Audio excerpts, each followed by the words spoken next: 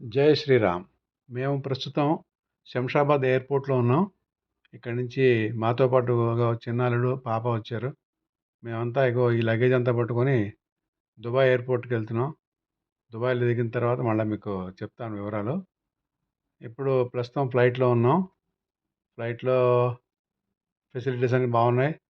చక్కగా అందరికీ సీట్ ముందు ఒక ఆహ్, టీవీ ఉంది. అందులో చూడొచ్చు. మన ఫ్లైట్ తాలూకా జర్నీని గూడా అది శాటిలైట్‌లోంచి చూపిస్తూ ఉంటుంది. అలాగే అందులో మిగతా వివరాలు కూడా వస్తాయి.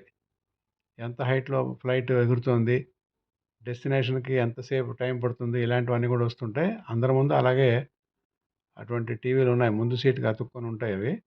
అవి చూస్తూ మనం టైం పాస్ చేయొచ్చు. ఇది మొత్తం ఫ్లైట్‌లో ఉన్న పాసెంజర్స్ అందరివి. ఇది పెద్దది ఎమిరేట్స్ ఫ్లైటు.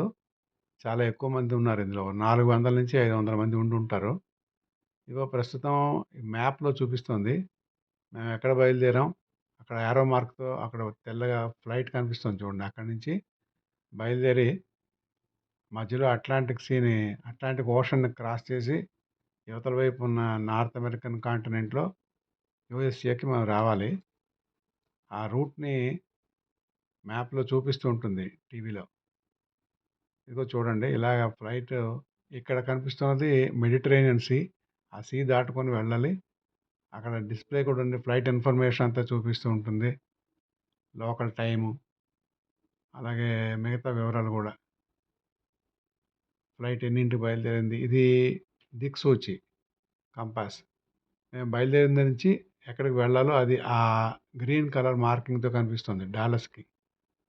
ఇది టోటల్ ఇన్ఫర్మేషన్ అంతా ఉంది. ఫ్లైట్ ఇన్ఫర్మేషన్ అంతా. ఎన్ని మైల్స్ మనం ప్రయాణం చేయాలి, ఎక్కడి నుంచి ఎక్కడికి వెళ్ళాలి, ఎంత టైం పడుతుంది, మన డెస్టినేషన్ ఎంత దూరంలో ఉంది, ఎన్ని అడుగుల ఎత్తులో మనం ఎగురుతున్నాం. ఇదంతా లోకల్ టైమ్స్. లాస్ ఏంజలస్‌లో, న్యూయార్క్‌లో, లండన్‌లో, దుబాయ్‌లో, బీజింగ్‌లో, ప్రపంచవ్యాప్తంగా లోకల్ టైమ్స్ అన్నీ ఒక్కోసారి డిస్‌ప్లే అవుతుంటాయి. ఇది విండో గుండా చూసినప్పుడు కనిపించిన దృశ్యం. మబ్బులు దూది పింజల్లా ఒక పక్క సూర్యాస్తమయం అవుతూ ఉంటే, ఆ సూర్యాస్తమయాన్ని చూస్తూ ఫ్లైట్‌లో ప్రయాణం చేయడం ఒక అద్భుతమైన అనుభూతి. దూది పింజల్లా తేలుతూ ఉన్న ఆ మబ్బుల్లోంచి సూర్యుడిని చూస్తూ అది ఒక వింతైన అందమైన అనుభవం. ఘంటసాల గారి పాట గుర్తొస్తుంది. పసిడి అంచు పైట జారా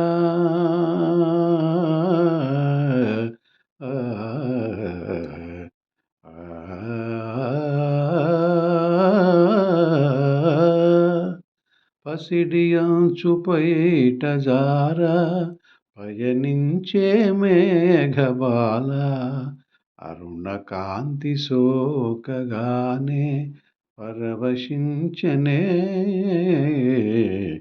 నిన్నలేని అందమేదో నిదురలేచెనెందుకో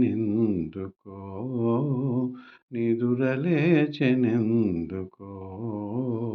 అంటారాయన. అలా అన్నట్టుగా ఆ దూదిపింజల్లాంటి తెల్లటి మేఘాలు, ఆ మధ్యలో సూర్యకాంతి పడి ఇంకెంతగా మెరుస్తున్నాయో చూడండి. చాలా అద్భుతమైన అనుభూతి అది. ఇక్కడ మేఘావృతం కాకుండా ఉన్న చోట కింద నుంచి ల్యాండ్‌స్కేప్ కూడా కనిపిస్తూ ఉంటుంది ఒక్కో చోట.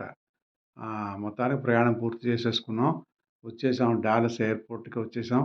ఇక్కడ ఇక మా తాలూకా పాస్‌పోర్ట్స్ అవన్నీ కూడా మరోసారి ఇమిగ్రేషన్ వాళ్ళు వెరిఫై చేస్తారు. ఆ తర్వాత మాకు క్లియరెన్స్ ఇచ్చిన తర్వాత మేము ఎయిర్‌పోర్ట్ బయటికి వెళ్ళడానికి, లగేజ్ కలెక్ట్ చేసుకోవడానికి వెళ్ళాల్సొస్తుంది.